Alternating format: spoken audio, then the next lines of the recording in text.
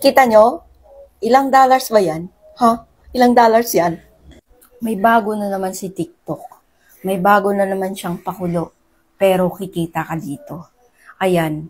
Dito kasi guys, nakita ko dito sa account ko na to. Ayan, yung isa kong account. Na, nung kinlik ko siya, TikTok Studio app, i-download ko daw. So, dinownload ko guys. Ayan, naka-download na siya.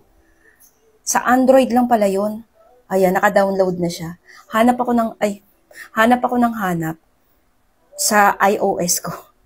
Wala pala siya. So, ayan, naka-download na siya dito sa TikTok Studio. So, hanapin natin. Ayan siya. Ayan siya. Dito kasi yan, naka-download. Ayan, nakalagay siya dyan sa ating TikTok Studio. Sa tools, analytics, ganun. Dito siya nakalagay.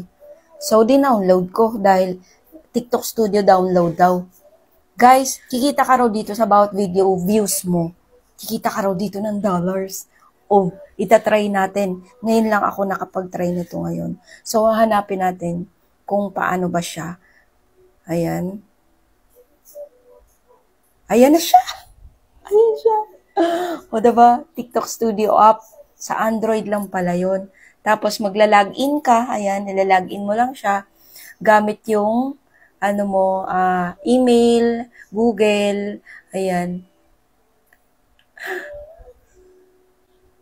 Ayan siya. So, ngayon guys, kung gusto nyo, i-download nyo rin yung TikTok App Studio nyo guys sa Android. Kasi doon natin makikita talaga kasi posibleng kikita ka na rin sa mga videos mo, sa bawat views.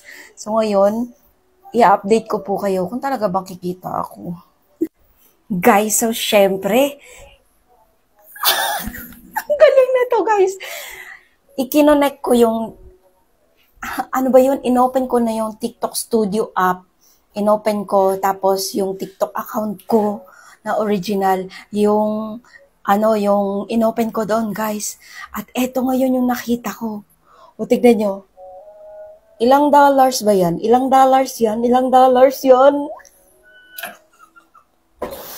Hindi ko akalain na ganito siya, guys. TikTok App Studio, i-download nyo na po yan sa mga Android users.